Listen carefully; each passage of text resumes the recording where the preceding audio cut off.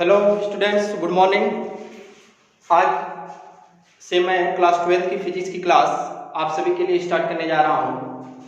Physics जैसे जो subject है, जैसे लगता है कि बहुत ही हार्ड सब्जेक्ट है, लेकिन मैं आपको बता दूं बहुत ही इजी वे में एक एक स्टेप बाय स्टेप मैं आपको समझाते चला जाऊंगा। और मैं उम्मीद करता हूं कि यह जो मेरा लेक्चर है आपको बहुत ही पसंद आएगा, बहुत अच्छे से सारे टॉपिक को समझ में आएगा। यदि आप स्टेप बाय स्टेप सारे टॉपिक को ध्यान दिए तो निश्चित रूप से आपको फिजिक्स बहुत इजी लगने लगेगा। फिजिक्स में जो भी ऐसे स्टूडेंट्स हैं जिनका बेस बहुत कमजोर है, वो चाहते हैं कि हमें 90 प्लस मिनिमम मार्क्स, ऐसे स्टूडेंट्स जो यह चाहते हैं कि हमें 90 प्लस मार्क्स फिजिक्स में मिले, वह निश्चित रूप से मुझसे जुड़े। और मैं पूरे विश्वास दिलाता हूं कि कितना भी आपका वीक क्यों ना फिजिक्स हो, धीरे धीरे आप इस लेवल पे पहुंच आएंगे कि फिजिक्स में आप बोर्ड एग्जाम में, चाहे जो भी बोर्ड हो, UP board, CBSE board, ISC board, जिसमें 90 प्लस मार्क्स स्कोर करने में आप सफल होंगे। तो आइए आज से मैं शुरू करता हूं फिजिक्स 12 का फर्स्ट यूनिट चैप्टर। जो फर्स्ट यूनिट है, पहले चैप्टर से स्टार्ट करता हूं। जो पहला यूनिट है वो है इलेक्ट्रोस्टैटिक्स। इलेक्ट्रोस्टैटिक्स यह जो टॉपिक है इलेक्ट्रोस्टैटिक्स, यह 12 का पहला यूनिट है। अब बहुत ही इंपॉर्टेंट टॉपिक है। और इसके बाद, इस यूनिट के बाद जितने भी चैप्टर हैं, जितने भी टॉपिक हैं, वह सभी चैप्टर और टॉपिक इसी यूनिट से रिलेटेड हैं। यदि इस यूनिट को आपने अच्छे से क्लियर कर लिया, बहुत अच्छे से आपने कॉन्सेप्ट क्लियर कर लिया, तो आई होप आपके लिए फिजिक्स का जो फर्स्ट यूनिट है, यानी 35 मार्क्स 36 मार्क्स जितने भी मार्क्स के क्वेश्चन इससे आते हैं, आप 100% क्वेश्चन करने में आप सफल हो जाएंगे। इसलिए इस यूनिट्स को आप पूरी अच्छे से समझिए। और मैं आपको विश्वास भी दिलाता हूं बहुत इजी वे में, बहुत इजी लैंग्वेज में मैं आपको डिफाइन करने का प्रयास करूंगा और आपको चीजें बिल्कुल क्लियर होती चली जाएंगी, उसमें किसी प्रकार का डाउट नहीं रहेगा। यह यूनिट फर्स्ट है, यूनिट फर्स्ट इलेक्ट्रोस्टैटिक्स। अब इस यूनिट में जो चैप्टर है, चैप्टर फर्स्ट वह है electric charge and electric field. Electric charge and electric field.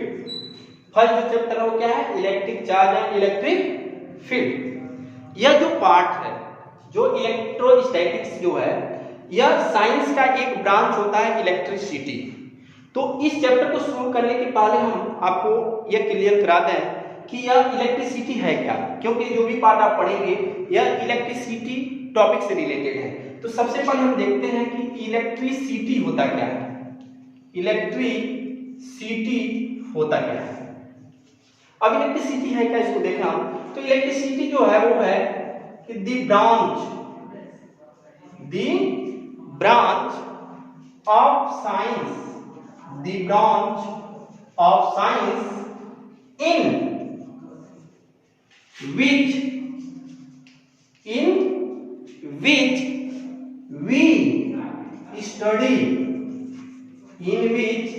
we study charge और electrical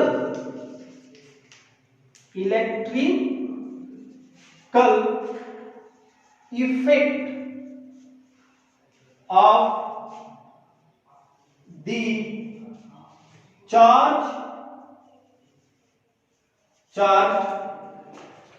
charge बॉडी। यानी जो फिजिक्स यानी साइंस एक ब्रांच है। Physics chemistry, math, physics chemistry, bio, जो आप साइंस में उसके ब्रांचेस पढ़े हैं, वैसे ही साइंस में जो फिजिक्स है, फिजिक्स का एक ब्रांच है जिसमें जो है इलेक्ट्रिसिटी है। यानी इलेक्ट्रिसिटी साइंस का एक ब्रांच है जिसमें हम इलेक्ट्रिक चार्ज या electrical effect of the charge body यानी इलेक्ट्रिकल इफेक्ट क्या है चार्ज बॉडी पे, इसका हम स्टडी करते हैं इलेक्ट्रिसिटी में। यानी ये चीज क्लियर हो गया। जो 12th फिजिक्स का फर्स्ट पार्ट है वह टोटल इलेक्ट्रिसिटी है, उसमें कुछ यूनिट जो है वो क्या है इलेक्ट्रिसिटी है। और इलेक्ट्रिसिटी में जो हमें स्टडी करना है वो किसका करना है, इलेक्ट्रिक चार्ज और effect of electric charge, effect of the charge body. अब इस इलेक्ट्रिक चार्ज के बहुत सारे अलग अलग कंडीशन में अलग अलग चैप्टर में दिया हुआ है। स्टूडेंट्स ध्यान देंगे, जो इलेक्ट्रिक चार्ज है वह बहुत सारे पार्ट में बहुत सारे चैप्टर में अलग अलग कंडीशन में इसका प्रॉपर्टीज हमें पढ़ना है, जिसमें पहली जो प्रॉपर्टीज है वह है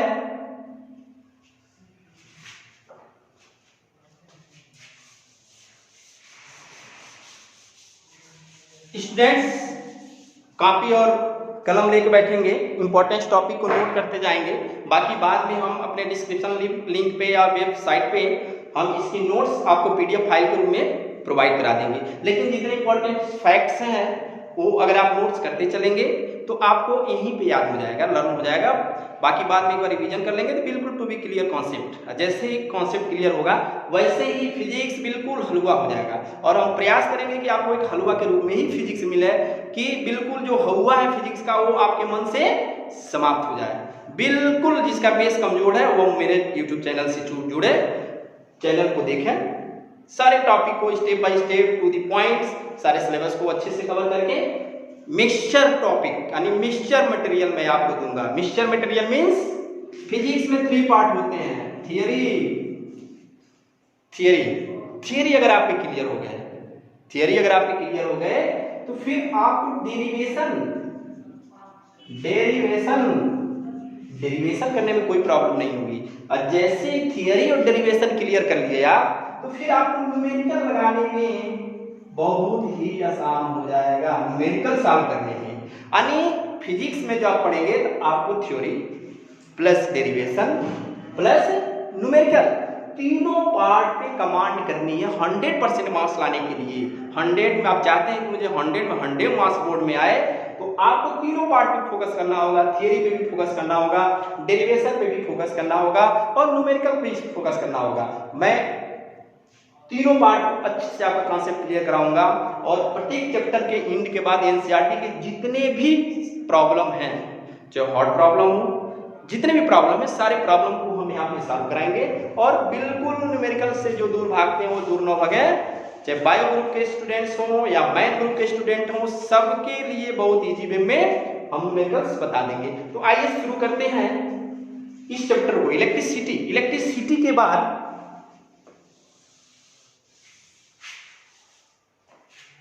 में हमें एक वर्ड याद दिया है इलेक्ट्रोस्टैटिक्स, यही यूनिट है। इलेक्ट्रिसिटी का एक यूनिट है इलेक्ट्रोस्टैटिक। अभी आप जो समझे हैं वो क्या है, इलेक्ट्रिसिटी था और डिफिनेशन था, यानी इलेक्ट्रिसिटी ब्रांच ऑफ साइंस का एक ब्रांच है जिसमें हम इलेक्ट्रिक चार्ज और इलेक्ट्रिक इफेक्ट हम पढ़ते हैं, चार्ज बॉडी पे क्या पड़ता है वो इलेक्ट्रिसिटी रहा। लेकिन यहां हमें पढ़ना है इलेक्ट्रोस्टैटिक्स। इलेक्ट्रोस्टैटिक्स क्या है इसको हम ध्यान देते हैं कि the study of rest charge, and the study of rest charge is known as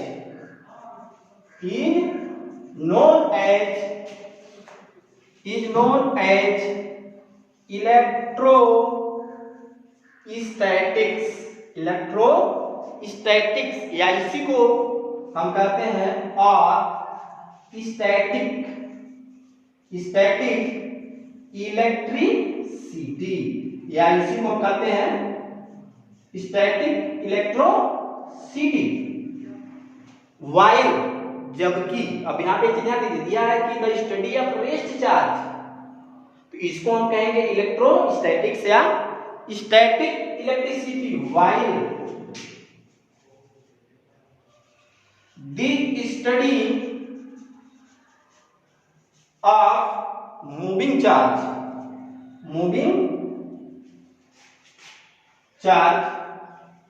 the study of moving charge, the study of moving charge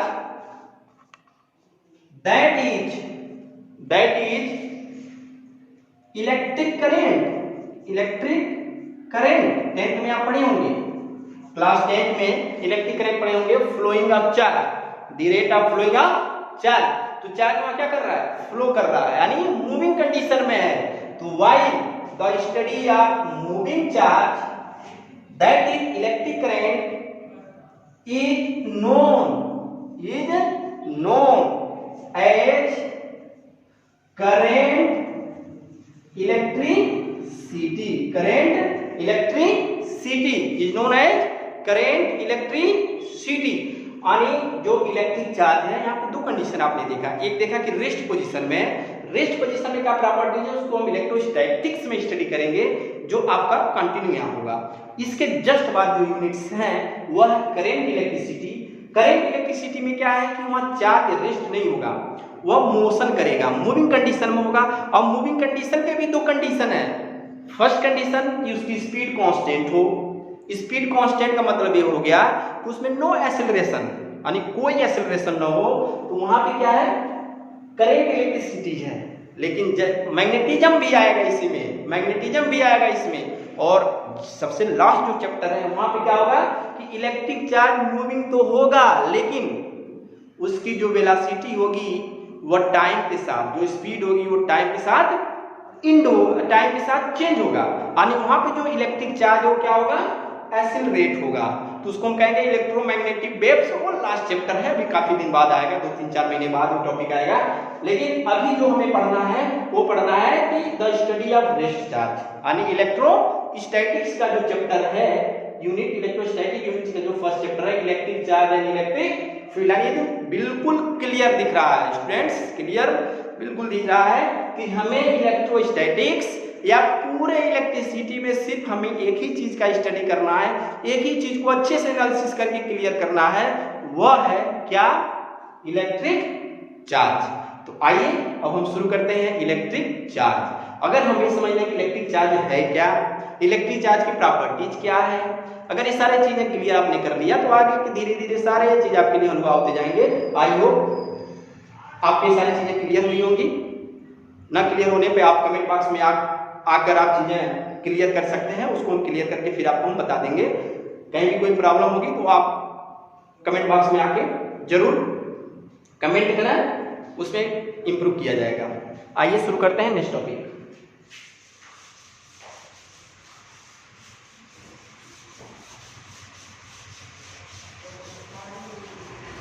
यानी क्लास 12 की फर्स्ट यूनिट को आपने क्लियर कर लिया, यानी क्लास फर्स्ट पार्ट को आपने clear कर लिया कि हमें इसमें इलेक्ट्रिसिटी पढ़नी है, और इलेक्ट्रिसिटी में टोटल क्या पढ़ना है, इलेक्ट्रिक चार्ज। तो आइए हम देखते हैं कि इलेक्ट्रिक चार्ज क्या है। इलेक्ट्रिक चार्ज क्या है, इलेक्ट्रिक चार्ज क्या है, बिल्कुल क्लास 12 की फिजिक्स का पहला पार्ट। यानी ये एक तरह से कहा जाए कि जिस प्रकार बिना अल्फाबेट के आए हुए हम वर्ड्स नहीं बना सकते, बिना वर्ड आए हम सेंटेंस नहीं बना सकते, सेम क्लास 12 की फिजिक्स के लिए इलेक्ट्रिक चार्ज आपका ए है, यानी पहला लेटर है। अच्छे से इसको क्लियर करिए, निश्चित रूप से आपको फिजिक्स एकदम हलवा लगने लगेगा। और मेरा पूरा प्रयास है कि आपको एकदम बिल्कुल इजी वे में बताएं, आपको कहीं जाने की जरूरत नहीं है। सारे टॉपिक को अच्छे से मेरे YouTube चैनल को देखें, आपको सारी चीजें बिल्कुल क्लियर होती चली जाएंगी। फिजिक्स का न्यूमेरिकल तो बिल्कुल हलवा हो जाएगा, जो आपको टफ लगता है, खासतौर से बायो के स्टूडेंट्स स्पेशली वीडियो को देखें, अच्छे से देखें। मैं उनको बहुत आसानी से न्यूमेरिकल लगाने के लिए बता दूंगा, और डेरिवेशन भी बिल्कुल हलवा हो जाएगा। तो आइए देखते हैं सबसे पहले कि इलेक्ट्रिक चार्ज है क्या। इलेक्ट्रिक चार्ज है क्या स्टूडेंट्स, आप देखे होंगे कि अगर डिफरेंट टाइप के सब्सटेंस को आपस में रब करें, आपस में रब करने के बाद हम देखते हैं कि उसमें मेनी टाइप के सब्सटेंस ऐसे हो जाते हैं जिसमें इस प्रकार की प्रॉपर्टी एक्वायर्ड कर लेते हैं, उसमें डेवलप हो जाते हैं कि वह बहुत ही लाइटली, यानी लाइटर ऑब्जेक्ट को, बहुत स्मॉल पार्टिकल्स को, जैसे कागज का एक पीस ले लिया जाए, स्ट्रॉ ले लिया जाए, डस्ट ले लिया जाए, या फिर हेयर ले लिया जाए, उसको आप उसके पास में ले जाने पर वह उसको अट्रैक्ट कर लेता है, उसको अट्रैक्ट कर लेता है। जैसे एग्जाम्पल के तौर पे आप देखिए, कुछ एग्जाम्पल देखिए मैं आपको बताता हूं कि अगर मान लिया जाए कि एक ग्लास का रॉड है, एक ग्लास का ये रॉड है, glass rod, A rod of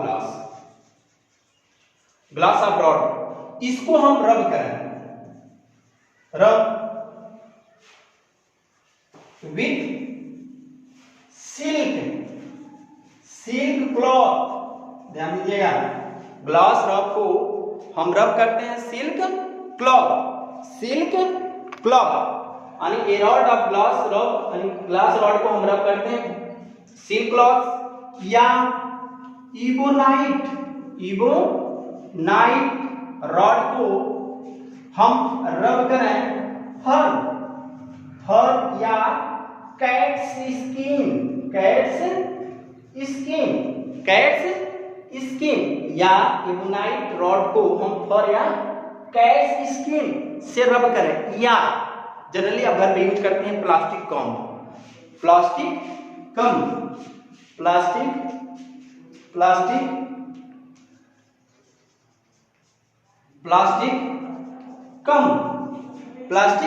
कम को जब हम ड्राई हेयर पे रब करते हैं तो इन सभी सब्सटेंसेज में क्या होता है कि एक प्रॉपर्टीज एक्वायर्ड हो जाता है, जिससे ये लाइटर जितने छोटे पार्टिकल्स हैं, कागज का पीस हुआ या डस्ट हुआ, उसको अपनी तरफ अट्रैक्ट करते हैं। मतलब इसका मतलब यह होगा कि जब भी हम इसको किसी भी अदर सब्सटेंस से रब किए तो इस रब की वजह से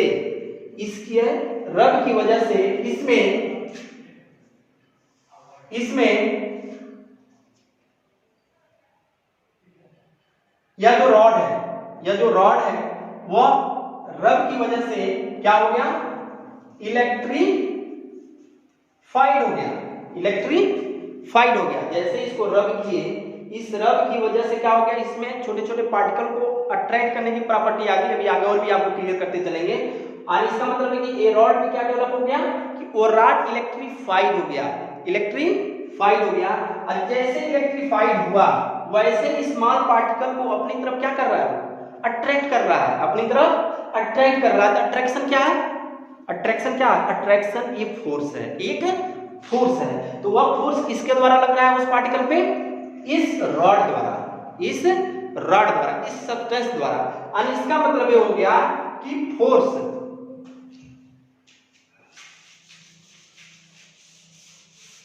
इसका मतलब ये हो गया कि इस रॉड द्वारा जो फोर्स अप्लाइड हो रहा है, applied by electrified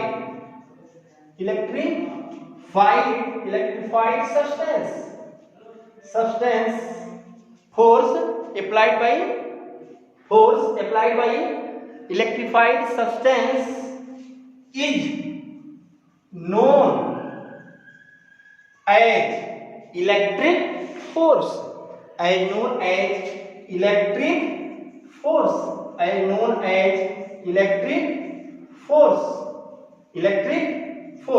और इसका मतलब हो गया कि जैसे हम इस रॉड को इनसे हम रब किए, जैसे मान लिया जाए कि ग्लास रॉड है, ग्लास रॉड को किससे हमने रब किया, सिल्क से। अब जैसे सिल्क से रब किए, रब करने के बाद उस पर चार्ज आ जाता है। अब इसको हम इस रॉड को जैसे किसी लाइटर सब्सटेंस के पास या पार्टिकल के पास ले जाते हैं तो ये क्या कर लेता है, अपनी तरफ अट्रैक्ट कर लेता है, यानी अपनी तरफ खींच रहा है। तो जब खींच रहा है तो क्या है, एक फोर्स है। उसी फोर्स को हम क्या कहते हैं, इलेक्ट्रिक फोर्स। जब हमने रॉड पे ग्लास रब किया तो उस पर इस टाइप के कुछ चार्ज। ऐसे ही जैसे ही हम इबोनॉइड की रॉड या रबर रॉड को फर से या कैट स्किन से जैसे हम रब करते हैं तो उस पे जो आपका चार्ज आता है, उस पे जो आपका चार्ज आता है, उस पे किस टाइप का चार्ज आता है, उसका क्या नेम है, उसको हम बाद में बताएंगे किस टाइप का चार्ज आता है। यह आपका रबर रॉड है, रबर, यह क्या है, रबर रॉड है। और इसको किससे किया गया, फर से। और ये क्या है, ग्लास रॉड है। ये क्या है, ग्लास रॉड है, ग्लास रॉड। ये ध्यान रखना, ग्लास रॉड। ये एंशिएंट प्रैक्टिकल है, अभी आपको मॉडर्न व्यू बताएंगे, लेकिन ये चूंकि कुछ पुरानी चीजों को भी जानना चाहिए इसलिए मैं सोचा उसको बता दूं। बाकी मॉडर्न व्यू में आएंगे और व्यू जो आएगा वो मॉडर्न व्यू का ही है, लेकिन थोड़ा बहुत एंशिएंट व्यू भी जानना जरूरी है, इसलिए इसको हम सोचे बता दें। यह जो आपका है ग्लास रॉड, इसको हम किससे रब किए हैं, सिल्क से। तो उस पे इस टाइप का चार्ज है। अब इस टाइप का चार्ज का क्या नेम है, अब इसको हम बाद में बताएंगे, इसका नाम क्या रखा गया। ऐसे ही एक हमने रबर का रॉड लिया और इसको हमने किससे रब किया, फर से। इसको हमने किससे रब किया, फर से। जब फर से यानी रबर के रॉड को फर से हमने रब किया तो उस पे इस टाइप का चार्ज आया, यानी इसका मतलब हो गया it is clear that it is said to be substance glass rod, rubber rod electrified हुआ है किसके वजह से, रबिंग की वजह से। किसकी वजह से हुआ है, रबिंग की वजह से। रबिंग करने से यह इलेक्ट्रीफाइड हो गया, इसी को हम कहते हैं इलेक्ट्रीफाइड सब्सटेंस। पहले वो इलेक्ट्रीफाइड नहीं था, लेकिन जैसे ही इसको हमने रब किया, रब करने के बाद उस पे क्या हो गया, ये इलेक्ट्रीफाइड हो गया। और जैसे इलेक्ट्रीफाइड हुआ ऐसे ही छोटे स्मॉल पार्ट को अपनी तरफ अट्रैक्ट करने लगा। अब जो वो फोर्स लगाता है उसी को हम क्या कहते हैं, इलेक्ट्रिकल फोर्स या इलेक्ट्रिक फोर्स। क्या कहते हैं, इलेक्ट्रिक फोर्स। स्टूडेंट्स, हमें लगता है कि ये आपको एंशिएंट जो व्यू है या यहां तक क्लियर होगा। अब इसको आगे चलते हैं।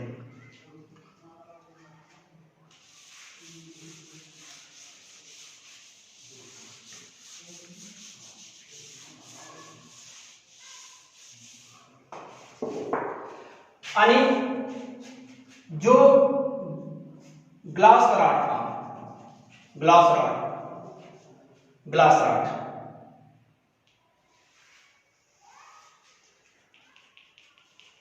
को, इसको हम क्या करेंगे, थ्रेड से इसको हम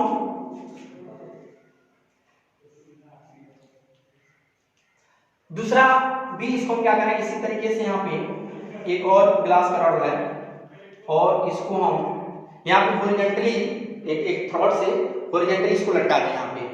ऐसे ही एक और ग्लास लाइन, ये भी आपका ग्लास रॉड ही है, ग्लास रॉड है। और दोनों को हम एक ही से सिल्क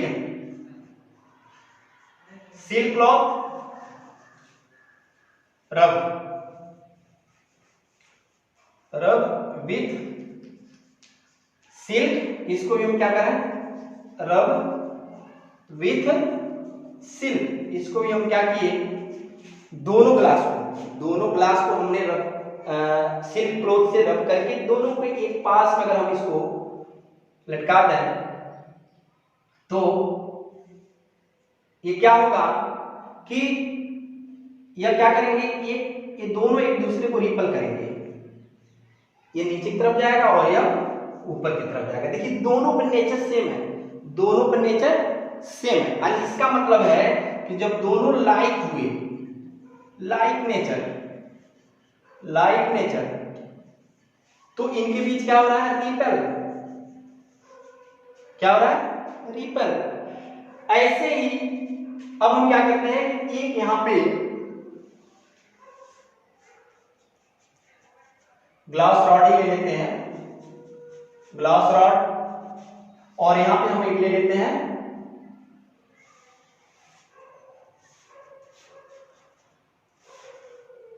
इसको हम ले लेते हैं रबर रॉड है। इसको हमने फर से रब किया और इसको हम सिल्क से। तो जैसे इसको हम फर से किए तो इसमें ये आपका इस टाइप का चार्ज आ जाता है। तो यह क्या होते हैं कि ये आपस में अट्रैक्ट करते हैं, यानी इसको हम कहते हैं जैसे ही अनलाइक नेचर हुआ, जैसे ही अनलाइक नेचर हुआ, ऐसे ही आपस में क्या करने लगे, अट्रैक्ट, अट्रैक्ट।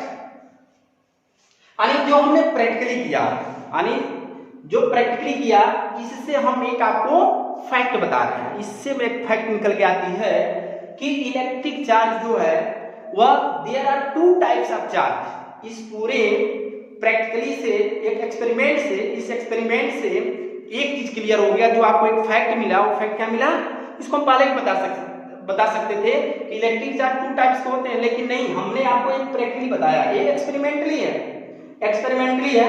एक्सपेरिमेंटली के बाद ये चीज क्लियर हो गया कि जो चार्ज होते हैं वो टू टाइप्स के होते हैं, यानी there are two types of electric charge, there are two types of electric charge. Erase करते हैं इसको।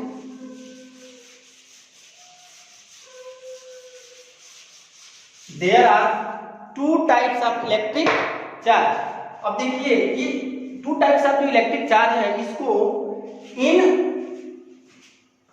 18th century, in 18th century Benjamin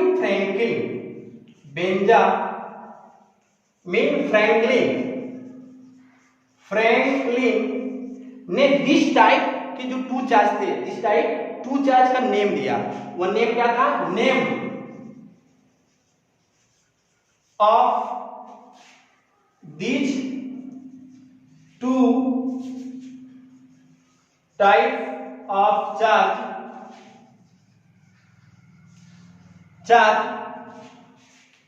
positive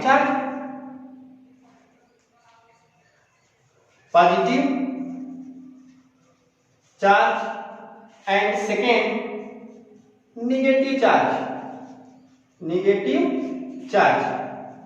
यह बेंजामिन ने 19th सेंचुरी में, इसके पहले आपने जो देखा है हिस्ट्री देखा, क्योंकि एंशिएंट नॉलेज भी रखना जरूरी है। इसके जस्ट बाद हम मॉडर्न भी बताएंगे कि इलेक्ट्रिक चार्ज का ओरिजिन कैसे हुआ। यहाँ पे एक चीज क्लियर करिए कि जो आपने दो रॉड अभी देखा था, एक क्या था, ग्लास रॉड, यानी ग्लास रॉड रब विथ सिल्क पे जो चार्ज था उसी का नाम बेंजामिन फ्रैंकलिन ने क्या रखा, पॉजिटिव। उस चार्ज के क्या नाम रखा, पॉजिटिव। एंड जो रबर रॉड था, एंड रबर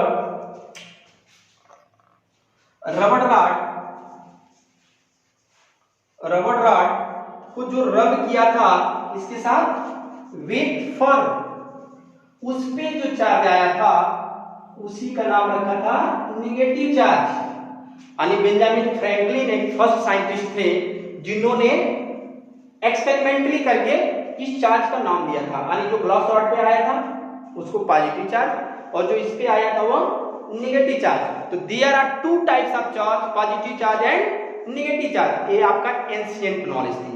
आइए हम देखते हैं मॉडर्न वे में भी आपको फैक्ट ही बताता हूं।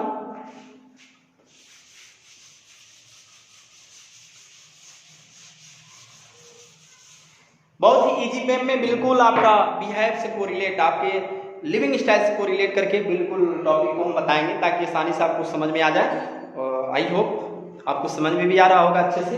नो आने पर बिल्कुल कमेंट बॉक्स में आप कमेंट लिखें क्या कमी है, उसको इम्प्रूव किया जाएगा और बेहतर से बेहतर बताने का प्रयास किया जाएगा ताकि फिजिक्स आपके लिए बहुत ईजी हो जाए। बिल्कुल आप सपोर्ट करें, आपका फिजिक्स में बिल्कुल स्ट्रांग करा दूंगा। आइए देखते हैं, यह तो आपका एंशिएंट व्यू था। अब आइए देखते हैं क्या इन मॉडर्न व्यू।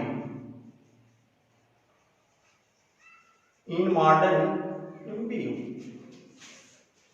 स्टूडेंट्स आप लोअर क्लास से पढ़ते आ रहे हैं कि every substance composed by tiny particles which is known as atoms. यानी आप जानते हैं सभी सब्सटेंस जो है वो छोटे छोटे पार्टिकल से मिलकर बने होते हैं, और उस पार्टिकल को क्या कहते हैं, atoms.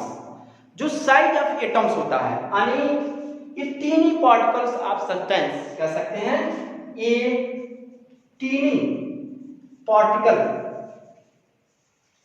Of substance is known as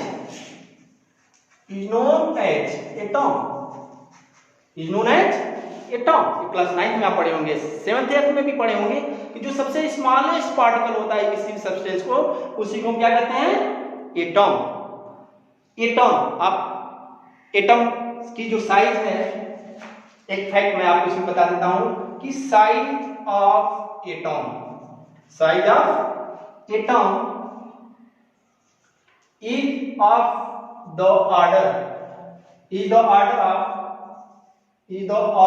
of 10 to the power minus 10 metre.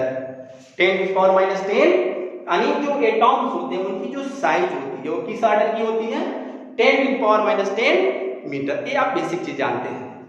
अगर आप ये जानते हैं कि एटॉम्स जो सब्सटेंस का सबसे स्मॉलेस्ट पार्टिकल है वही एटॉम्स है, तो आप बिल्कुल यहीं से आप अभी क्लियर समझ जाएंगे कि रियल में इलेक्ट्रिक चार्ज है क्या। हमने तो एक आपको बता दिया, लेकिन यहाँ पे स्पेशली आप अच्छे से समझ जाएंगे कि इलेक्ट्रिक चार्ज है क्या। इलेक्ट्रिक चार्ज है क्या? देखिए 10 to the power minus 10 metre ये आपका साइज है। अब हम क्या करते हैं कि आप जानते हैं कि प्रत्येक एटॉम्स के 3 फंडामेंटल पार्टिकल होते हैं, यानी 3 fundamental particle of atom, 3 fundamental particle of atom, जिसमें फर्स्ट है इलेक्ट्रॉन। इसमें क्या होता है? निगेटिवली चार्ज होता है, निगेटिवली चार्ज। सेकेंड प्रोटॉन, इसमें जो होता है वो पॉजिटिवली चार्ज होता है,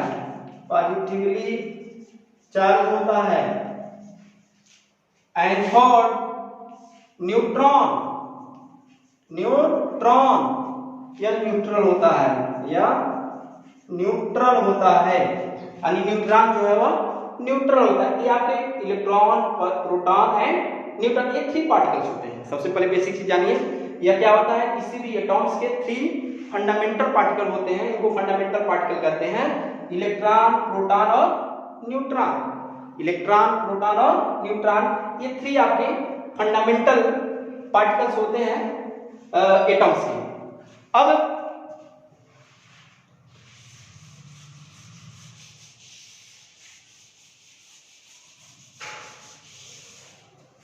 इसमें जो 3 फंडामेंटल जो पार्टिकल्स हैं, इसमें जो हायर पार्टिकल है, हायर पार्टिकल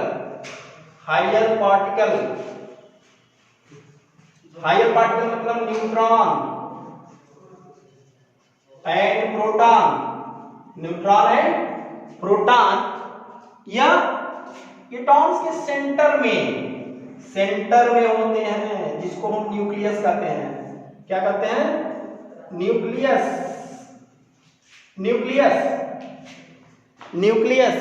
इसको हम क्या कहते हैं? Nucleus. Size of nucleus is order of 10 to the power minus 15 metre. यानी न्यूक्लियस की जो साइज होती है वो कितनी होती है? 10 to the power 15 मीटर। ये चीज आप सभी लोग जानते होंगे। यानी जो आपका एटॉम्स हुआ, सबसे स्मॉलेस्ट पार्टिकल हुआ, उसमें 3 पार्टिकल्स हो गए फंडामेंटल पार्टिकल्स, जिसको आप इलेक्ट्रॉन, प्रोटॉन, न्यूट्रॉन कहते हैं। अब उस एटॉम्स में जो हायर पार्टिकल्स है, न्यूट्रॉन और प्रोटॉन, वो उसके सेंटर में होता है, जिसको हम क्या कहते हैं? न्यूक्लियस। न्यूक्लियस की जो साइज होती है, वो कितनी होती है? 10 to the power minus 15 metre. और एटम्स की साइज क्या होती है? वो होता है 10 to the power minus 10 metre की ऑर्डर की होती है, और ये 10 to the power minus 15 metre की ऑर्डर की होती है। और जो इलेक्ट्रॉन होते हैं इसके आउटर ऑर्बिट में रोटेट करते हैं, और जो यह इलेक्ट्रॉन जो होते हैं वह आउटर ऑर्बिट में रोटेट करते हैं, ठीक है। अब होता क्या है कि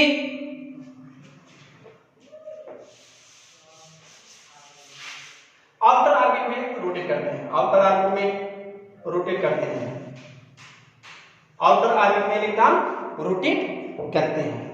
अब इसमें से होता क्या है कि अगर मान लिया जाए कोई एक एटॉम है, ये कोई एटॉम ए है, कोई एटॉम ई है। अब यहाँ पे ध्यान दीजिएगा, न्यूट्रॉन और प्रोटॉन इसके न्यूक्लियस में बॉन्ड होते हैं, सेंटर होते हैं, यह बाहर रोटेट नहीं करते हैं, जो रोटेट करते हैं वो इलेक्ट्रॉन। यानी इसका मतलब ये हो गया कि किसी भी एटॉम्स का हम इलेक्ट्रॉन को ही बाहर निकाल सकते हैं, न कि न्यूट्रॉन और प्रोटॉन को। न्यूट्रॉन और प्रोटॉन को हम रिमूव नहीं कर सकते। किसको रिमूव करते हैं? इलेक्ट्रॉन को, इलेक्ट्रॉन को। और वो भी इलेक्ट्रॉन जो आउटर ऑर्बिट में जो इलेक्ट्रॉन होता है, ध्यान दीजिएगा, जो सबसे लास्ट आउटर ऑर्बिट में इलेक्ट्रॉन होते हैं उसको हम कहते हैं वैलेंसी इलेक्ट्रॉन। क्या कहते हैं? Valency electron. आउटर ऑर्बिट में जो इलेक्ट्रॉन होते हैं उसको हम वैलेंसी इलेक्ट्रॉन कहते हैं और उसी को हम रिमूव करते हैं। और किसी भी ऑर्बिटल के आउटर ऑर्बिट में इलेक्ट्रॉन फ्री मोशन करते रहते हैं और जैसे ही बाहर से कोई एक्सटर्नल फोर्स मिलती है वह उसे रिमूव कर जाते हैं। इसलिए किसी भी न्यूक्लियस, किसी भी एटॉम्स के आउटर ऑर्बिट से किसी भी एक इलेक्ट्रॉन को रिमूव करने के लिए जो मिनिमम रिक्वायर्ड फोर्स होती है, यानी मिनिमम रिक्वायर्ड फोर्स इलेक्ट्रॉन को रिमूव करने के लिए जो आवश्यक होती है उसी को हम क्या कहते हैं? Work function. क्या कहते हैं? Work function. यानी minimum required force remove by electron is known as work function. उसी को हम क्या कहते हैं? Work function. यानी इलेक्ट्रॉन ही मूव होता है। अगर मान लिया जाए ये कोई पार्टिकल्स है, अब इसमें क्या होता है, ये आप सोडियम ले लेते हैं, मान लीजिए सपोज दैट एक सोडियम आपका एटॉम्स है जिसमें एटॉमिक नंबर आपका 11 है, एटॉमिक नंबर 11 है। इसका मतलब यह हो गया कि किसी भी एटॉम्स में क्यों जानी, किसी भी एटॉम्स में नंबर ऑफ प्रोटॉन, किसी भी एटॉम में number of proton equal to number of electron. किसी भी एटॉम में number of electron equal to number of proton. यानी किसी भी एटॉम में नंबर ऑफ इलेक्ट्रॉन और प्रोटॉन आपस में सेम होते हैं, आपस में सेम होते हैं। इसका मतलब ये हो गया कि इसमें भी 11 इलेक्ट्रॉन है और 11 प्रोटॉन। अभी आपने देखा है कि चूंकि प्रोटॉन को हम रिमूव नहीं कर सकते तो किसको रिमूव करेंगे? इलेक्ट्रॉन। अगर अब यहाँ पे क्या है, जब दोनों सेम है तो यह सोडियम क्या है? न्यूट्रल है। क्या है? न्यूट्रल है। क्या है? न्यूट्रल है। जब तक 11 इलेक्ट्रॉन और 11 प्रोटॉन आपस में सेम है तो उसको हम क्या कहेंगे कि यह न्यूट्रल है। क्या है? न्यूट्रल एटॉम्स है। लेकिन जैसे ही इसमें से 1 इलेक्ट्रॉन रिमूव होगा, जैसे ही 1 इलेक्ट्रॉन रिमूव होगा तो 1 इलेक्ट्रॉन जैसे रिमूव होगा, यानी ये आपका था, अब यहाँ पे 1 इलेक्ट्रॉन रिमूव, 1 इलेक्ट्रॉन रिमूव, जैसे 1 इलेक्ट्रॉन रिमूव हुआ वैसे ये क्या बन गया? Plus charge. इसको हम कहेंगे आयन एटॉम। क्या कहते हैं? Atom ion. क्या कहते हैं? आयन एटॉम हो गया। यानी एटॉम जो हो गया आयन में कन्वर्ट हो गया और इसमें एक पॉजिटिव चार्ज आ गया। ऐसे ही जितने भी इलेक्ट्रॉन इससे रिमूव होंगे, जितने भी इलेक्ट्रॉन रिमूव होंगे तो उस पे एक पॉजिटिव चार्ज आएगा। और इस तरह के चार्ज को बेंजामिन फ्रैंकलिन ने क्या नाम दिया था? Positive charge. यानी पॉजिटिव चार्ज में इस मतलब ये हो गया कि नंबर ऑफ इलेक्ट्रॉन डिफिशियंसी, यानी इलेक्ट्रॉन क्या हो रहा है वहां पे? डिफिशियंसी हो रहा है, इलेक्ट्रॉन की कमी हो रही है, इलेक्ट्रॉन उससे रिमूव हो रहा है। ऐसे ही अगर एक क्लोरीन ले लिया जाए 17, इसमें किसी बाहर से रिसीव कर रहा है, क्या कर रहा है? रिसीव। जैसे कोई इलेक्ट्रॉन बाहर से रिसीव किया वैसे ये क्या हो गया? निगेटिव। अब यहाँ पे क्या हो गया? 17। पहले क्या था? 17 इलेक्ट्रॉन थे, 17 प्रोटॉन थे, लेकिन यहाँ पे 17 प्रोटॉन है। P इक्वल टू 17, लेकिन E equal to 18। E equal to क्या हो गए? 18। और यहाँ पे क्या है? E इक्वल टू आपका 10 हो गया और P इक्वल टू कितना है? 11 है। ये 11 है। यहाँ प्रोटॉन सेम है, प्रोटॉन में कोई चेंजिंग नहीं होती है, इलेक्ट्रॉन ही इंक्रीज होती है और इलेक्ट्रॉन ही डिक्रीज होती है। यानी यहाँ पे इलेक्ट्रॉन ही एक्सचेंज हो गया। क्या हो गया? एक्सचेंज हो गया। यानी इसका मतलब ये हो गया, इन प्रैक्टिकल से हम ये कह सकते हैं कि जब इलेक्ट्रॉन एक्सचेंज हो रहा है, इलेक्ट्रॉन एक्सचेंज इलेक्ट्रॉन तो क्या बन रहा है? एक्सचेंज इलेक्ट्रॉन क्या शो कर रहा है? क्या इंडिकेट कर रहा है? Negative charge. क्या? Negative charge. Excess electron so that negative charge यानी जो नेचर होती है वो नेगेटिव चार्ज होती है, एंड इफिशियंसी या रिमूव चार्ज या लॉस ऑफ चार्ज या इफिशियंसी चार्ज, यह क्या इंडिकेट करता है, यह पॉजिटिव चार्ज को डिनोट करता है। क्या करता है, पॉजिटिव चार्ज को रिप्रेजेंट करता है। तो ये आपका बेसिक है, यानी इसका मतलब होगा कि नंबर ऑफ इलेक्ट्रॉन रिमूव होगा, जितने इलेक्ट्रॉन रिमूव होंगे उतना ही उसमें पॉजिटिव चार्ज आएगा, जितना ही इलेक्ट्रॉन रिकवर करेगा, रिसीव करेगा, एडॉप्ट करेगा, उतना ही उसमें क्या होंगे, वह आपका पॉजिटिव चार्ज यानी नेगेटिव चार्ज होगा। जितने इलेक्ट्रॉन वो रिसीव करेगा उतने ही उसमें नेगेटिव चार्ज होते हैं, और जैसे ही चार्ज में कन्वर्ट होता है एटॉम, वही क्या होता है, एटॉम आयन हो जाता है। क्या हो जाता है, एटॉम आयन हो जाता है, एटॉम आयन ग्रुप में कन्वर्ट हो जाता है। तो ये आपका क्या रहा है, इलेक्ट्रिक चार्ज। अब इसको लेके हम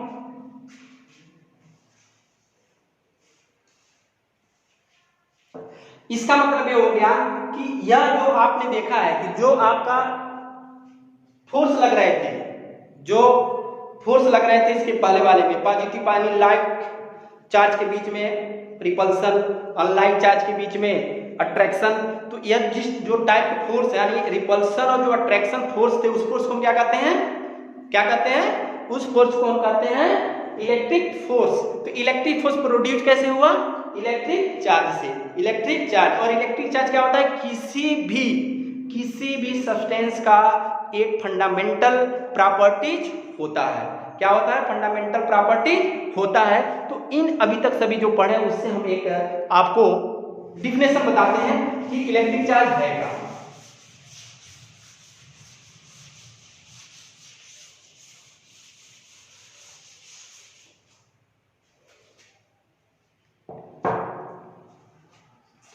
इलेक्ट्रिक चार्ज क्या हो गए, इलेक्ट्रिक चार्ज अभी तक जो पढ़े उसे क्या मिला, electric charge is the fundamental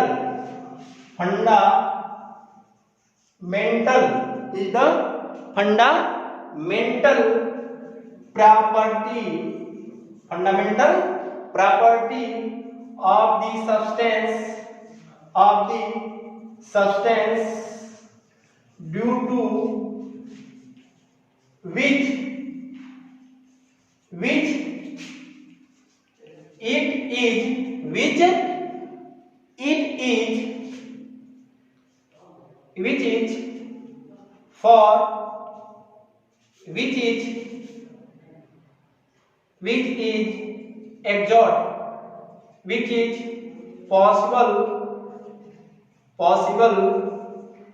which is possible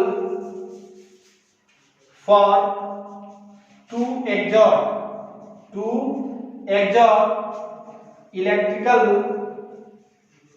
force and respond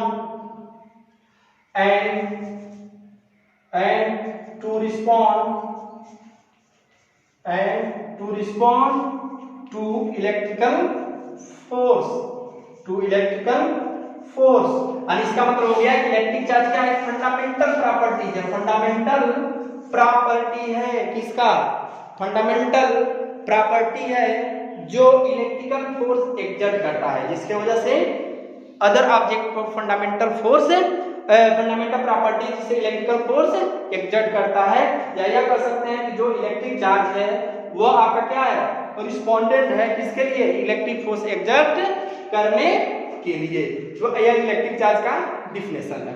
इसको यदि आप नोट करना चाहें नोट कर लें, फिर एक बार सुनना क्या है, electric charge is the fundamental property of the substance due to which it is possible for to exert electrical force, which it is possible for to exert electrical force and to respond to electrical force। Electric charge का आपका definition हुआ था। अभी तक जो आपने पढ़ा वो इलेक्ट्रिकल चार्ज यानी इलेक्ट्रिक चार्ज के बारे में था। अब कुछ बेसिक उसकी बेसिक प्रॉपर्टीज है उसको आप देखें जो बहुत ही इंपॉर्टेंट होंगे और यहीं से आपको न्यूमेरिकल्स वगैरह में भी लगाने में इसका यूज होगा।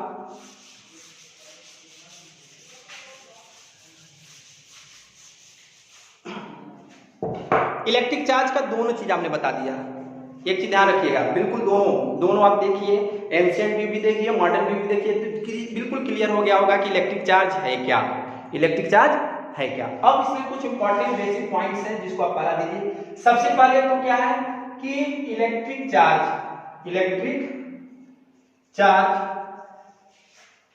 Is a scalar quantity.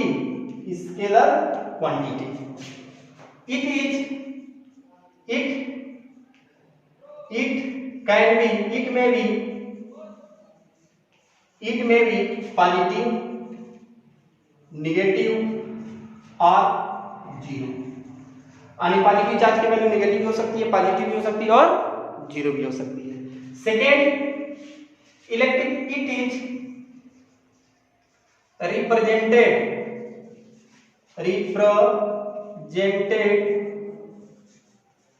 Bye Q। इसे हम Q से इंडिकेट करते हैं, रिप्रेजेंट करते हैं। चार्ज को किससे रिप्रेजेंट करते हैं? Q से। It is represented by Q। Electric charge is represented by Q। Third, SI unit is coulomb which is denoted by capital C,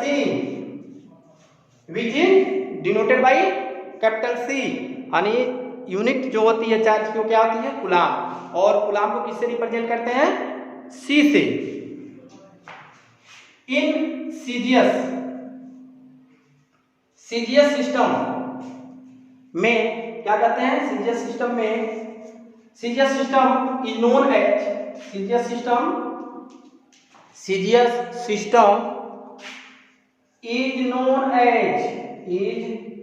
known as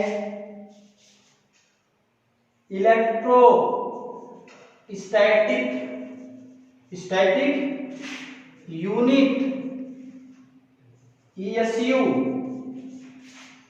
It is also known state coulomb or Franklin। Smallest unit है, ध्यान दीजिएगा, सबसे smallest unit charge क्या है? Franklin. The smallest unit को पूछता है कि what is the smallest unit of charge, तो आप क्या बताएंगे? फ्रैंकलिन। क्या है? फ्रैंकलिन। तो सीजीएस सिस्टम में क्या कहते हैं? इलेक्ट्रोस्टैटिक यूनिट्स या ESU, या इसी को हम कहते हैं स्टेट कूलम्ब या Franklin. SI system, CGS system में जो यूनिट हो गई वो क्या हो गया? Franklin. Next, 1 ESU equal to जो होता है वो होता है 1/3 into 10⁹ कूलम्ब, या 1 coulomb equal to 3 into 10⁹ ESU। यह आपका कूलम्ब और ESU में रिलेशन हो गया। अब नेक्स्ट, इलेक्ट्रोमैग्नेटिक यूनिट भी इसका देख लेते हैं। यूनिट जिसको EMU कहते हैं, EMU electromagnetic unit EMU। 1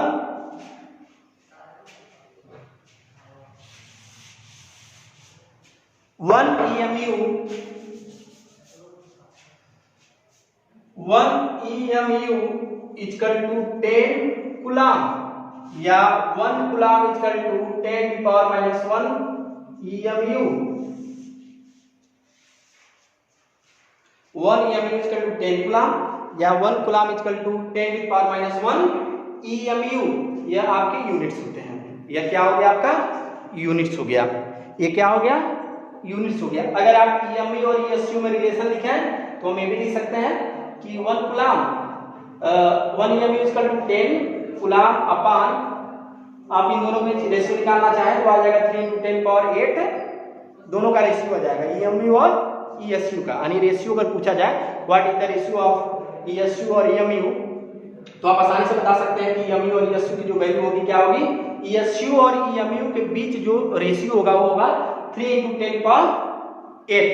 10 power 8, ठीक है, 10 पावर 8 होगा।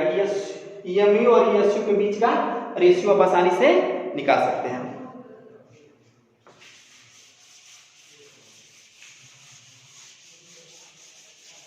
अब देखते हैं चार्ज की dimension, dimension of charge,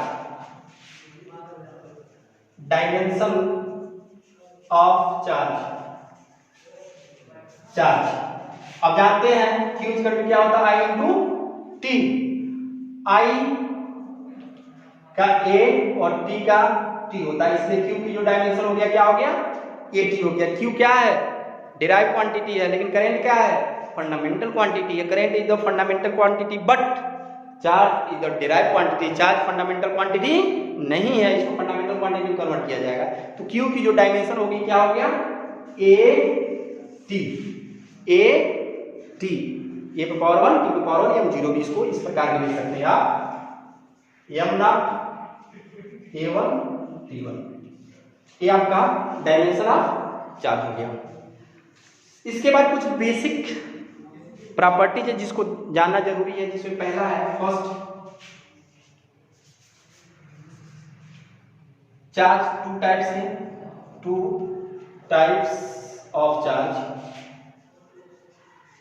charge positive and negative. Positive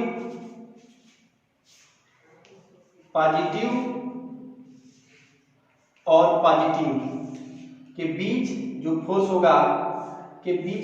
होगा, वह रिपल होगा। पॉजिटिव के बीच रिपल, यानी दोनों एक दूसरे से जुड़ जाएंगे। और पॉजिटिव और नेगेटिव इनके बीच जो फोर्स लगेगा वो क्या लगेगा, अट्रैक्शन होगा। इनके बीच यानी लाइक चार्ज के बीच रिपल्सन और अनलाइक चार्ज के बीच attraction, unlike charge attraction, like charge repulsion, इनके बीच फोर्स होगा। Like charge, next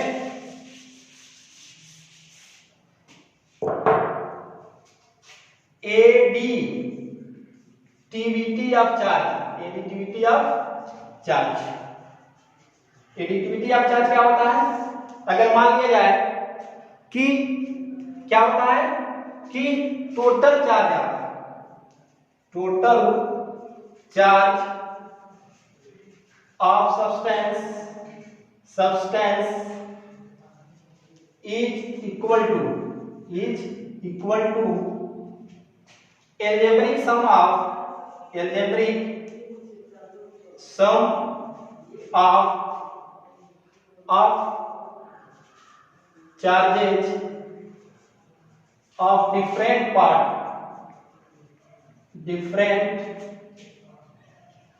part of substance। यानी किसी भी सब्सटेंस अगर मान लिया जाए कि यह एक सिस्टम है, यहाँ पर मान लिया जाए दे दिया गया 2 माइक्रोकूलम, यहाँ पर हो गया -3 माइक्रोकूलम, यहाँ पर हो गया +5 माइक्रोकूलम। और कहा जाए कि इस सब्सटेंस पे यानी इस सिस्टम पे टोटल चार्ज कितने हैं, इस सिस्टम पे कितने टोटल चार्ज, इस सिस्टम से जो कंटेनिंग चार्ज है उनका टोटल जो चार्ज निकालेंगे Q इक्वल टू क्या हो जाएगा, 2 microcoulomb plus -3 microcoulomb plus 5 microcoulomb. यानी जितने भी चार्ज होंगे, यानी उस सिस्टम से उस सब्सटेंस से जितने भी कंटेंट चार्ज होंगे उन सभी चार्जों का हम क्या करेंगे, एल्जेब्रिक सम कर लेंगे। Algebraic sum of containing charge or present charge in different part of system, algebraic sum of electric charge present in different part of substance, different part in substance। सबको ऐड कर देंगे, Q की value क्या हो जाएगी 2, 5, 2, 7 और -3 यानी 4 microcoulomb. ये आपका एडिटिविटी ऑफ चार्ज, ये पहली प्रॉपर्टीज है। ये चार्ज की एडिटिविटी ऑफ चार्ज यानी द टोटल चार्ज। कहीं भी कोई कंटेंट दिया हो, एक चीज ध्यान रखना है कि जब भी कोई एक सब्सटेंस चार्ज को रिमूव करता है और दूसरे सब्सटेंस को जब जाता है तो वह चार्ज उसके सरफेस पे ही सेम रूप से डिस्ट्रीब्यूट हो जाता है, सेम रूप से डिस्ट्रीब्यूट हो जाता है, न कि उसके इनर सरफेस में आता है, अंदर नहीं आता है। वो किस पे रहता है? सरफेस के ऊपर ही रहता है, ध्यान रखना है, सरफेस के ऊपर ही रहता है। उसको कहते हैं फ्री चार्ज। एक होता है बॉन्डिंग चार्ज। तो बॉन्डिंग जो फ्री चार्ज होते हैं वो कंडक्टर में होते हैं। कंडक्टर में क्या होते हैं? फ्री चार्ज होते हैं। कहीं पूछ सकता है कि फ्री चार्ज कहाँ होते हैं, कोई एग्जांपल पूछ सकता है कि जैसे कोई पार्टिकल बताओ जिसमें सब्सटेंस बताओ, तो जितने भी कंडक्टर्स हैं उसमें फ्री चार्ज होते हैं। और जितने भी इंसुलेटर होते हैं, इंसुलेटर में चार्ज ट्रांसफर होगा तो जहां जाएगा वहीं वो रेस्ट हो जाएगा, नहीं वो बाधा होगा, उसको हम कहते हैं बॉन्डिंग चार्ज। यानी इंसुलेटर में जो होता है वो बॉन्डिंग चार्ज होता है, और जो कंडक्टर होता है उसमें क्या होता है? कंडक्टर में फ्री चार्ज होते हैं। क्या होते हैं? Free charge. अब आते हैं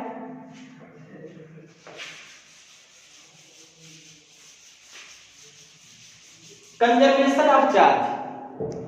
conservation of charge, conservation of charge, conservation of charge. Conservation of charge क्या होता है कि एन आइसोलेटेड सिस्टम, किसी भी आइसोलेटेड सिस्टम में जो टोटल चार्ज होते हैं वो क्या होते हैं? रिमेन्स कांस्टेंट होता है। यानी the total charge an isolated system, an isolated system the total charge remains constant, यानी टोटल चार्ज जो होते हैं वो कांस्टेंट होते हैं। जैसे अगर मान लिया जाए कि एक पॉजिट्रॉन को, एक इलेक्ट्रॉन को और एक पॉजिट्रॉन को हम यहाँ पे स्ट्राइक करते हैं, इलेक्ट्रॉन और पॉजिट्रॉन यहाँ पे स्ट्राइक करते, जैसे ही आपस में मिलते हैं, मिलने के बाद जो ये बाहर निकलते हैं ये आपको क्या बन गया? फोटॉन। और एक यहाँ निकलता है, ये क्या हो गया? फोटॉन। इस पे क्या है? पॉजिटिव चार्ज, इस पे क्या है? निगेटिव चार्ज, इस पे क्या है? Positive charge. दोनों का जो टोटल चार्ज है, टोटल चार्ज 2 मिनट और, total charge is equal to 0 before reaction, total charge is equal to 0 after reaction total charge, photon में भी क्या होते हैं? 0 चार्ज होता है। तो बाद में भी क्या हो रहा है? टोटल चार्ज 0 हो रहा है। इसका मतलब हो गया किसी भी सब्सटेंस पे न तो चार्ज प्रोड्यूस किया जाता है न ही डिस्ट्रॉयड किया जा सकता है, सिर्फ उसे one substance to another substance में ट्रांसफर किया जा सकता है। यही आपका क्या है? Conservation of charge. देखिए पहले चार्ज क्या था? माइनस, बाद में प्लस, दोनों थे, दोनों आपस में मिले तो क्या बन गया? 0। अब फोटॉन में भी चार्ज कितनी होती है? 0। तो 0 प्लस 0 इक्वल टू 0 और ये इक्वल टू क्या हो गया? यानी रिएक्शन के पहले total charge equal to reaction के बाद टोटल चार्ज। एक एग्जांपल और देखते हैं इसका।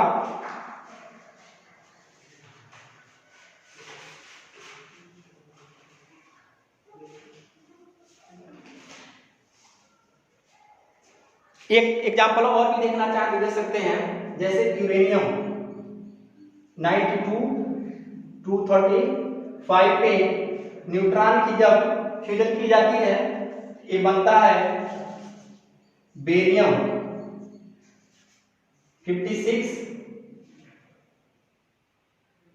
Plus 36 krypton 142 plus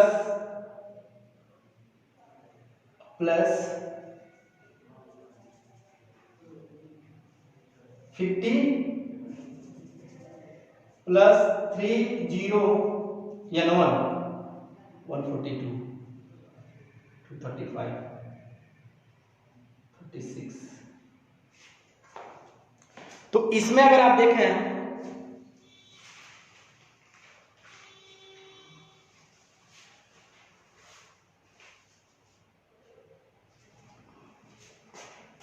(91 + 31 plus energy आपका वहन करता है। इस एग्जांपल को देखा, अनेक कंजर्वेशन ऑफ चार्ज का ये यूरेनियम था, इसमें न्यूट्रॉन की बमबारी जब की गई तो इसमें से बेरियम बना 56 142 36 क्रिप्टॉन और 3 न्यूट्रॉन बाहर निकलता है, एनर्जी के रूप में बाहर निकलता है। यहाँ पे देखिए 92, यहाँ पे टोटल रिएक्शन के पहले जो इलेक्ट्रॉन कितने हैं? 92 टोटल इलेक्ट्रॉन है, टोटल चार्ज है। और रिएक्शन के बाद भी देखिए 56 + 36 = 92, यानी जितना रिएक्शन के पहले 92 थे उतना ही रिएक्शन के बाद में 92 है, यानी दोनों साइड में आपके नंबर ऑफ इलेक्ट्रॉन क्या है, सेम है। जितना पहले था उतना ही बाद में हुआ, उसमें किसी प्रकार की कोई चेंजिंग नहीं हुई, तो इसको हम कहते हैं कंजर्वेशन ऑफ चार्ज। यानी किसी भी आइसोलेटेड सिस्टम में जो टोटल चार्ज होते हैं वो क्या होते हैं, रिमेन्स कांस्टेंट होते हैं, उसमें चेंजिंग नहीं होती है।